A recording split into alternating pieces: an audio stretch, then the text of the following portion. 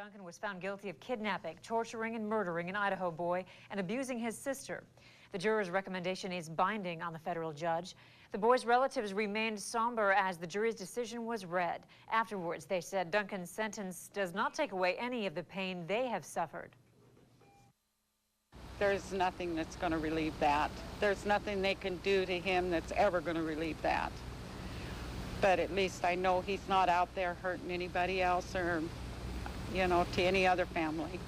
And for that, I am thankful because I would never wish this on anybody. It's been very hard. Duncan showed no reaction, but he did smile as the verdict was passed to the judge. Torres says her family will never experience closure in this case. Nothing's going to bring Brenda and those children back, and Mark. It's nothing, you know, so it's never going to be a closure for us, but at least this part of it is over, and we know justice has been served to the person who did this. His judgment day is coming yet. He will pay for what he's done, but it's nothing that they're going to do to him here.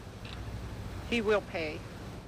Torres thanked the jury for its hard work on the case. Duncan represented himself and did not present any argument or evidence in his own defense. Fire investigators are examining the scene of an explosion at a grain elevator in Clay County, Minnesota. Authorities say grain dust ignited and caused the explosion this morning in a storage unit at West Central Ag Services in the small town of Ulen. And for at least one man, it made for quite a shocking day. Fox reporter Candace Thornburg joins us live with more on this fire. Candace? Austin, Andrea, Paul Ormbrecht was just sitting down to eat his lunch and watch a little TV at 11:45 this morning when his break was interrupted. Suddenly I heard a heck of an explosion. Ormbrecht says he then went outside and saw blown out windows and a door, as well as thick smoke billowing from the building.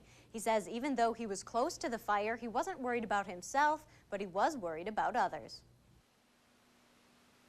Just that nobody was in there and didn't get hurt. Blew out pretty good. The manager says a man had just left the area on his break and that there were no injuries.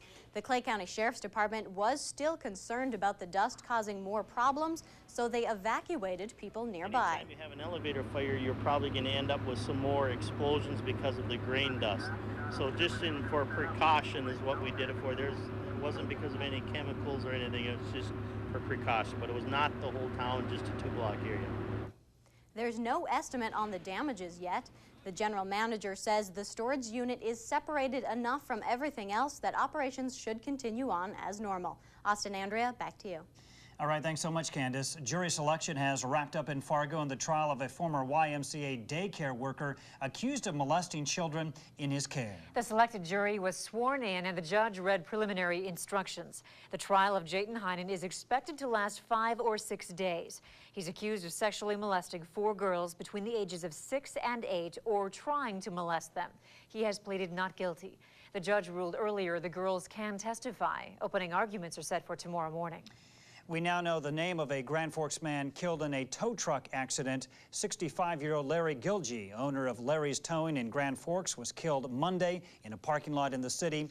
Police say he was pinned between a semi and a tow truck, but they're not sure exactly how the accident happened.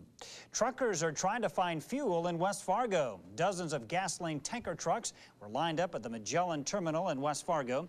Drivers say other terminals in Grand Forks, Alexandria, and Sioux Falls are out of unleaded. Apparently, some of the terminals have been out for 4 or 5 days. Mike Eidenschink says he was in line at 6 o'clock this morning.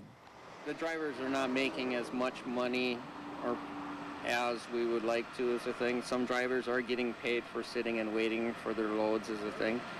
But we make the better money while we're moving and making the deliveries. A pipeline spokesman says the shortage is caused by a lack of supply from refiners. Retailers in the region say they're confident there will be enough gas to cover demand during the upcoming holiday weekend.